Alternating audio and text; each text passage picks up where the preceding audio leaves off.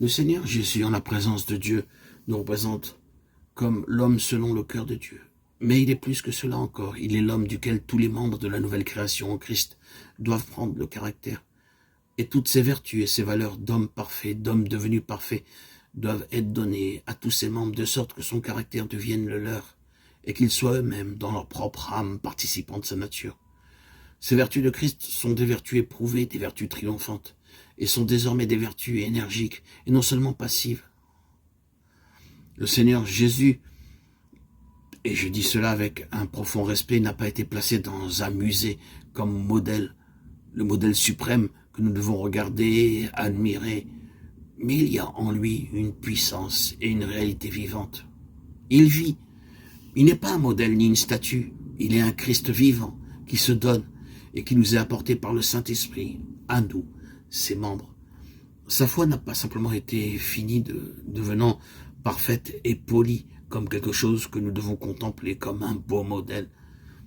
C'est une foi par laquelle nous devons vivre.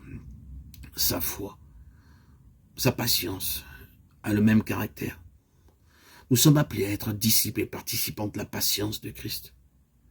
Bien des passages des Écritures jailliront ici dans notre pensée. Nous ne faisons que les mentionner. Ajoutez à votre foi, et ce sont les vertus de Christ qui nous sont ainsi ajoutées. Nous sommes appelés, dit l'apôtre, à être participants de Christ. Ainsi, sa foi, sa patience, sa consécration, son obéissance, ses souffrances, son amour doivent être tous éprouvés, appris et formés en nous, et sont triomphants, mais non pas comme en dehors de nous, mais en relation avec nous. Nous avons été mis en position des plus précieuses et des plus grandes promesses, afin que par leurs moyens, vous deveniez participants de la nature divine.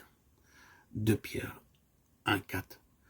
C'est l'aspect moral de la prière importune. Les vertus et les valeurs morales de Christ sont formées en nous. Lorsque l'importunité représente la demande de patience, parce que Dieu ne répond pas aussitôt, ni demain, ni pendant une semaine, ou un mois, ou une année, que fait-il? Il forme en nous les valeurs morales de son Fils. Une foi parfaite et triomphante, une patience parfaite et triomphante, une consécration parfaite et triomphante, une obéissance qui n'a d'autre fondement que celui qu'il demande. La prière est en vérité une école d'éducation. Ces vertus sont acquises par l'exercice. Souvenons-nous que Dieu a un but en vue et que notre participation avec Christ à laquelle nous sommes appelés sera morale à la fin. Elle sera liée au caractère de ce qui explique la volonté relative de Dieu. Le péché n'est pas la volonté absolue de Dieu, mais il l'a permis. Le péché qui nous enveloppe si facilement. Hébreux 12:1, ce n'est pas la volonté de Dieu, mais il l'a permis. Il le permet. C'est donc sa volonté relative qui signifie sa permission. Il le permet pour un but. Lorsque ce but sera atteint, la souffrance pourra disparaître. Ou si Dieu permet qu'elle subsiste, ce sera peut-être pour nous garder dans une position.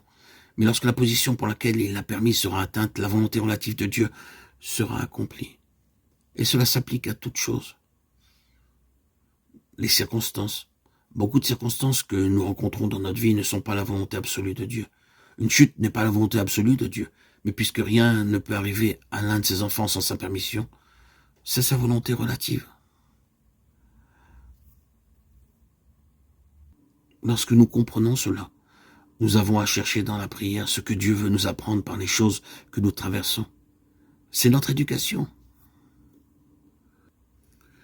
Nous devons arriver à comprendre ce que Dieu veut nous enseigner par cet exercice profond et cette souffrance du cœur que nous traversons pour notre éducation. Nous sommes alors arrivés à un degré plus élevé de vie.